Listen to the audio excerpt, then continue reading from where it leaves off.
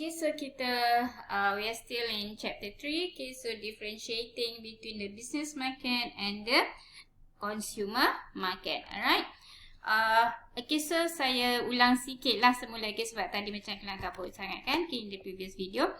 Okay, regarding the difference between business market and consumer market in terms of market structure and demand. Okay, for the last point, demand in business market fluctuates more and more quickly. Okay, so maksudnya perubahan permintaan dalam pasaran perniagaan berubah dengan lebih cepat dan lebih kerap. Okay, so dia fluctuates maksudnya naik turun dia lah. Okay, lebih cepat dan lebih kerap. Okay, sebab apa? Sebab kita dah sebut dalam the second point tadi, permintaan pasaran perniagaan adalah bergantung kepada permintaan pasaran pengguna. Okay, so maka dengan itu sedikit perubahan dalam pasaran pengguna akan menyebabkan banyak perubahan dalam permintaan pasaran pelanggan. Okay, contohnya, katalah tadi in the previous video saya dah bagi contoh COVID kan. Okay, so okay, kalau kita expect sedikit now permintaan untuk mask dengan hand sanitizer akan meningkat. Okay, maka kita kena cepat-cepat, kita sebagai perniagaan kena cepat-cepat lah. Okay, retailers peruncit kena cepat-cepat beli mask banyak-banyak supaya kita dapat mengambil kesempatan daripada permintaan pengguna sementara dia nak barang kita ni kan. Okay, so kita kena beli cepat-cepat hand sanitizer dengan lebih banyak. Okay, so tapi nak buat hand sanitizer tu memerlukan apa juga? Okay, so memerlukan botol, contoh memerlukan spray dan all those chemicals lah yang diperlukan. Okay, so maka dengan itu bila ada permintaan dalam hand sanitizer, bukan sahaja untuk retailers meningkat, tapi untuk processor berlaku juga banyak peningkatan dalam pembelian botol dan juga alkohol. Okay, contoh. Okay, so tu dan alkohol tu diguna untuk hand sanitizer tu lah kan. Okay, bukan untuk minum ya. Okay, so tu adalah business market fluctuates more and more quickly. Okay, contoh lain, let's say like kereta. Okay, so kita tahu sekarang orang sebabkan COVID banyak yang terkesan dari segi kewangan kan. Okay, so maka permintaan kereta import akan berkurang. Okay, we are still in the yang last ni Okay, so permintaan untuk kereta import akan berkurang. Okay, so bukan kereta je yang tidak ada keluarkan, tidak dibeli oleh business users ataupun business market, tapi semua, semua. Like contoh, steering akan kurang permintaan, tayar akan kurang permintaan, all parts kereta semuanya akan berlaku kurang permintaan. Okay, so maka sebab itulah yang dikatakan permintaan dalam pasaran perniagaan berubah dengan lebih cepat dan lebih kerap. Okay, so that is demand in business market fluctuates more and more quickly. Okay, so itu dari segi market structure and demand.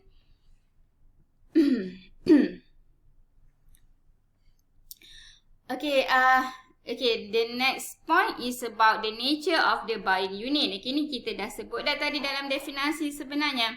Alright, okay, so yang pertama, business purchases involve more buyers. Okay, so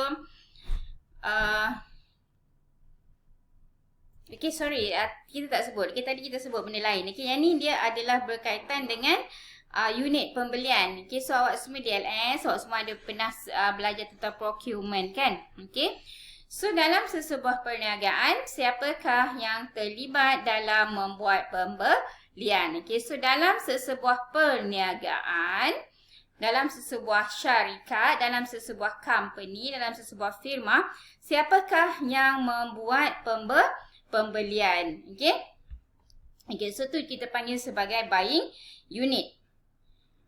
Okay, so dalam ciri-ciri pasaran perniagaan ni, okay, so siapakah yang terlibat dalam pembelian? Dalam sesebuah perniagaan, business purchases involve more buyers. So, arti kata lain, dalam proses pembelian barangan perniagaan, melibatkan lebih banyak pembeli. Okay, so maksudnya kalau contoh beza dengan consumer market. Okay, kalau consumer market, saya ataupun awak rasa nak beli, awak terus pergi kedai beli kan. Okay, tak fikir banyak-banyak kan. Okay,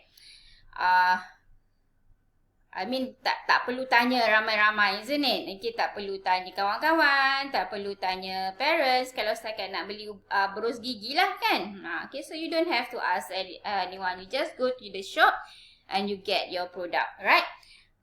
Ini berbeza dengan pasaran perniagaan. Okay, so ini berbeza dengan business market. Okay, yang mana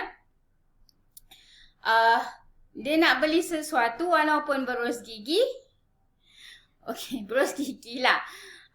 Berus gigi dia akan melibatkan banyak buyers. Okay, so ada beberapa pihak lah yang terlibat dalam proses pembelian. Okay, contoh.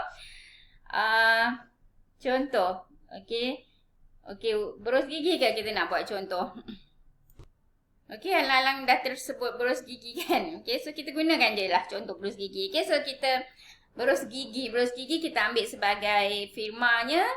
Syarikatnya adalah retailers lah. Okay, so retailers, so dia beli berus gigi untuk jual semula. Okay, so walaupun nak beli berus gigi sahaja, tapi dia melibatkan banyak pihak. Okay, so cuba imagine dulu, siapakah pihak-pihak yang terlibat dalam sesebuah retailers nak beli berus gigi. Okay, so si Pak Sen dia nak beli berus gigi je pun. Okay, tapi melibatkan ramai pembeli. Siapakah pembeli-pembeli tersebut? Okay, cuba anda fikirkan dahulu.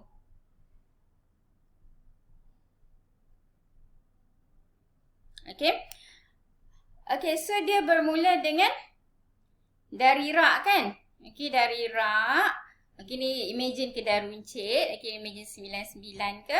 Okay, so daripada rak, kita punya promoter katakan, ataupun kita punya yang jaga tu lah. Okay, yang susun-susun barang tu, dia nampak dekat rak dah kekurangan. Okay, dah kekurangan berus gigi. Okay, so dia kata, ting. Okay, so berus gigi dah habis, right? Ataupun tinggal sikit sangat, tinggal 1-2 sahaja. Okay, ting, dia tak terus beli. Dia pergi cakap kat siapa? Dia pergi cakap dekat supervisor dia. Okay, supervisor pula, ting, tak beli juga lagi. Okay, so tadi yang tolong susun, okay, and then dia cakap kat supervisor. Supervisor pun tak beli lagi. Supervisor pergi cakap dekat siapa?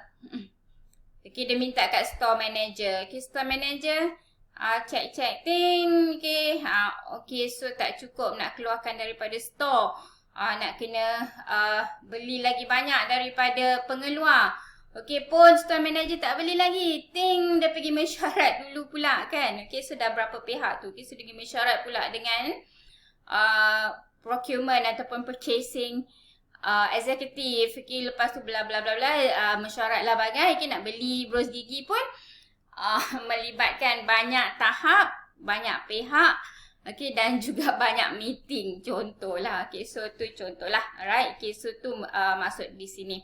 Okay, so pasaran perniagaan dalam membuat suatu proses pembelian melibatkan banyak pihak. Okay, so involve more buyers. Okay, so banyak pihak yang terlibat dalam proses pembelian tu.